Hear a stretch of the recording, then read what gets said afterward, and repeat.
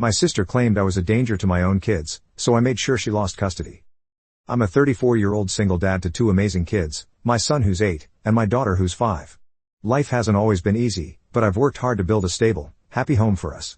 My sister, Danielle, is 37, married to Jacob, and they have 2 kids, a 10-year-old boy and a 7-year-old girl. On paper, Danielle's life is picture perfect, a 6-figure corporate job, a big house in the suburbs, and a stay-at-home husband who seems to have everything under control. But trust me, it's not as perfect as it looks. Danielle and I have never been close. Growing up, she was the golden child, the one who followed all the rules, got straight A's, and made our parents proud. Meanwhile, I was the rebellious one, the kid who questioned authority, made mistakes, and, according to my parents, gave them gray hairs.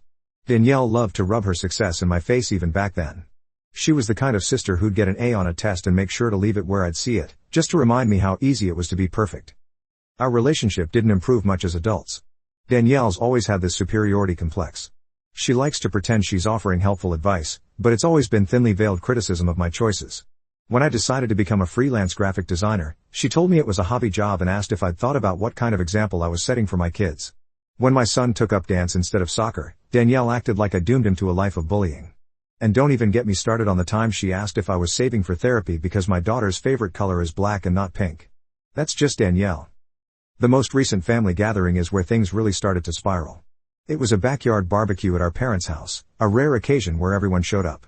My kids were running around with their cousins, laughing and having a great time. But of course, Danielle had to make a comment loud enough for everyone to hear. She said something about how I let my kids run wild and how it's no surprise they never listen to anyone. I laughed it off in the moment because I've learned not to let her get under my skin, but I could feel the judgment from Jacob's side eye as he sat there, probably mentally comparing my parenting to their color-coded chore charts and screen time schedules. Danielle and Jacob are the definition of helicopter parents. Their kids aren't allowed to eat sugar, stay up past 7:30, or watch anything that isn't educational. Jacob is always posting these Pinterest-worthy pictures of their family game nights or homemade science projects, but their kids always look tired. It's like they're being raised in a pressure cooker. Meanwhile, Danielle acts like being a mom is a side hustle. She works long hours and spends most of her time at family events scrolling on her phone, only stepping in to bark orders or criticize someone else. About a week after the barbecue, my mom called me, clearly uncomfortable. She told me she'd heard from some extended family members that Danielle had been saying some pretty nasty things about me. Apparently, she'd been telling people I'm unfit to be a parent because I'm too lenient and that my unstable lifestyle is going to ruin my kids. She even hinted that someone should call Child Protective Services to step in before it's too late. I was stunned. It's one thing to criticize me to my face, but to go behind my back and say things like that? To involve CPS? That's a whole new level of betrayal. A few days later, my worst fear came true. There was a knock at my door, and standing there were 2 CPS workers. They said they'd received an anonymous report about unsafe living conditions and neglect. My heart was racing, but I let them in. They were polite but thorough, asking questions about everything from my kids' diet to their sleeping arrangements. They even spoke to my son and daughter who, bless them, were confused but cooperative. After about an hour, the workers told me everything looked fine and they'd be closing the case. Still, the experience left me shaken. At the next family event, I decided to confront Danielle.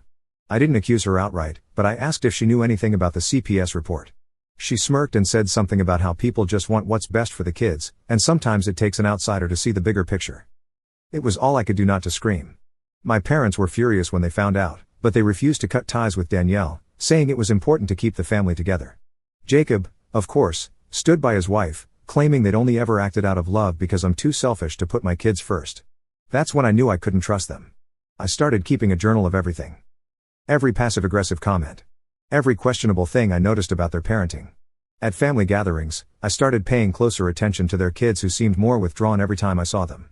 I didn't know where this was heading, but I knew one thing for sure. I wasn't going to let Danielle and Jacob get away with this. Update 1. Things started to unravel not long after the CPS visit. I was scrolling through my messages one evening when a notification popped up from someone I hadn't spoken to in years. It was an old friend of Jacob's. Someone he'd been close to before marrying Danielle, but had drifted apart from.